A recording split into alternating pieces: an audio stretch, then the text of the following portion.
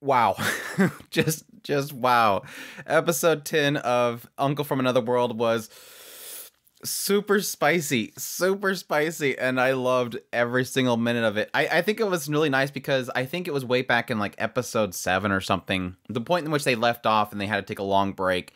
Things really started getting spicy between the characters themselves, seeing relationships blossoming, mainly Takafumi and Fujimiya, but now we're kind of in this episode 10, it's like both of them.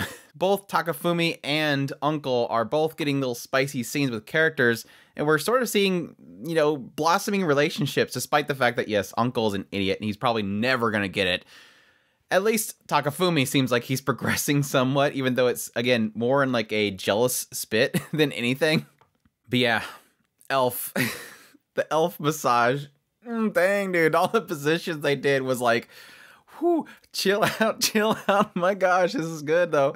I loved it, though. Pretty much the hot spring episode of the series, which they kind of indicated with the last episode that Oji-san and Elf were going to go to this hot springs. And yes, they get into this whole explanation about how this hot spring was created by this previous reincarnate. It's so funny that we're getting, like, information dumps here.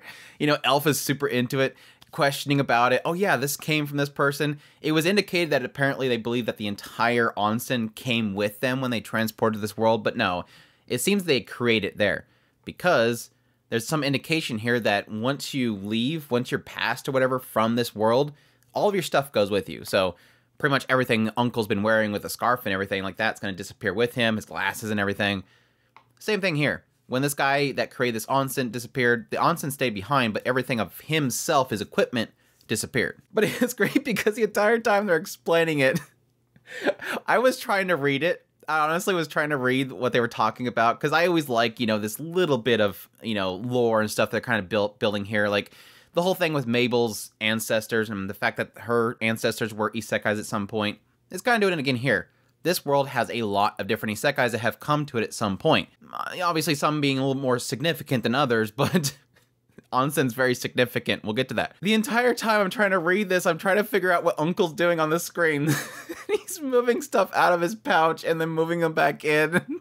Takafumi's like, are you organizing your inventory while they're having this info? He's like, yeah, there's cutscenes all the time, and I get so bored of it, and I just want to skip through it, but there's no skip button sometimes, so I do other things when cutscenes are happening in games, so I was doing it here. I wish I could... I wish you had the ability to organize your inventory in most cutscenes. That never happens. It was dorky. It was super dorky. But no, the nuggets was... I think every scene with Elf in this episode was fantastic. Yes, technically having a cute little segment where you have Oji-san's mentioning the idea that, royalty means nothing to him. Elf thinks that things are going to change because now he knows that she's royalty, and he's like, no... Another Guardian Hero reference, bringing up Valgar from Guardian Heroes, which was a huge kick. He's like, I liked him because his attack animations and stuff were super cool, which, yes, his attack animations were super cool. I love that game. But, like, he's like, that doesn't change anything. You're the same. You're you. Which is, like, this, like, casual statement that he makes that's technically about video games that completely swoons over Elf. But it was funny because when they first started getting this whole thing, it was like, he had to get permission from the elves first because...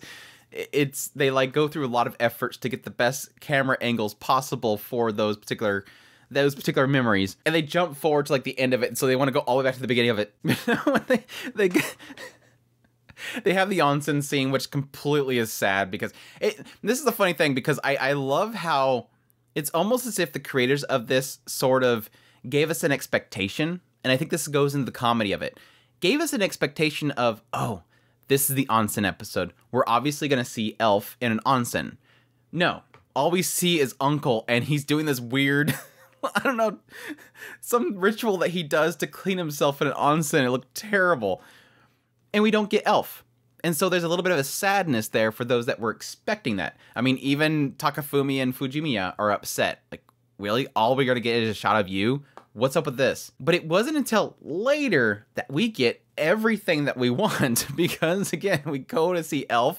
She's got this beautiful kimono on. She's got it wore so well. She looks gorgeous.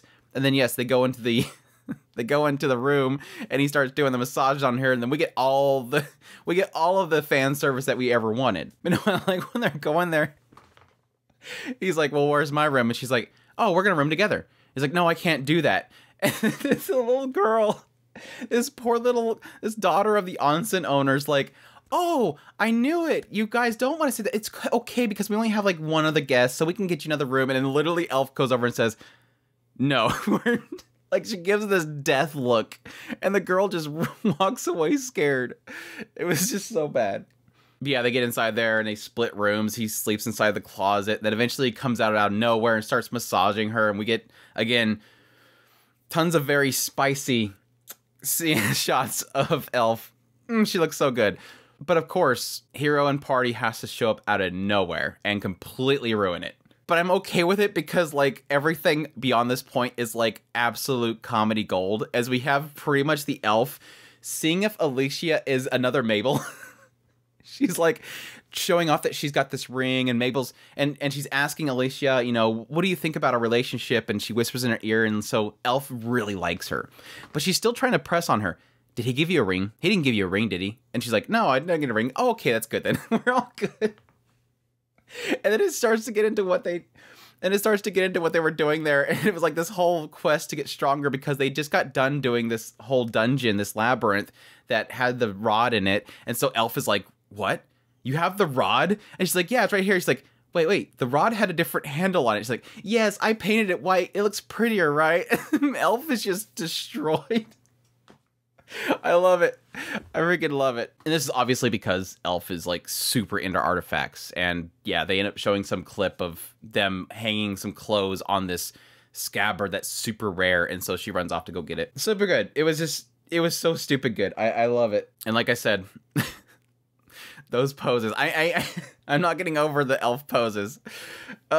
Even like all the way on the back and everything was just very spicy and very good. It almost felt like this episode, for a good portion of it, I almost felt like a different studio took over. Because a lot of it was relying on more chibi faces, and I'm not sure if that's just the manga, but they were relying on a lot of chibi faces, and it seemed, for a while there, I was like, wait, did they change studios at some point? Because they're not doing the usual, yes, very under-animated, but very more detailed characters. Mostly around Fujimiya and Sawai showing up, which, yeah, that whole segment... Sawai showing up at the very beginning was so bad. It was funny because I thought Sawai liked Takafumi. Like, last time we seen her, like, I think it was her in episode 7. When she showed up, when Takafumi and Fujimiya were in the classroom, it seemed like Sawai was into it. But I think because he was pushing so heavily on her, like, who are all these other people, I think it kind of scared her. But obviously it seems like whatever they were doing at this place that Fujimiya or somebody, you know, told her about, she was concerned about her. So yeah, she shows up and literally Takafumi's out front, and Fujimiya's brother, who she doesn't recognize anymore, is out there, and they're talking about capturing these boys or these women and taking videos of them, and it's just beetles. It's like, I'm gonna capture a male next. It was so bad. I think the real gold in this comedy right here, if you miss it, is that it's really kind of hitting heavy on the idea that Fujimiya at this point has accepted a lot of weird things. And Sawai coming into it is sort of a clean slate. It is Fujimiya when she first showed up. So it's a reminder of what Fujimiya has now deemed as normal. Sawai is showing, no, everything you're doing in this room is not normal. Why are you accepting this, Fujimiya? I think that's where the gold was. Yeah, her trying to throw off Takafumi and showing all these pictures of them, and he keeps zooming in on different places just to see these men in the background. Who's this here? Just if you want to support the channel more, we have a Patreon link, tips link, and a super thanks button down below. Greatly appreciate what it does, and y'all take care.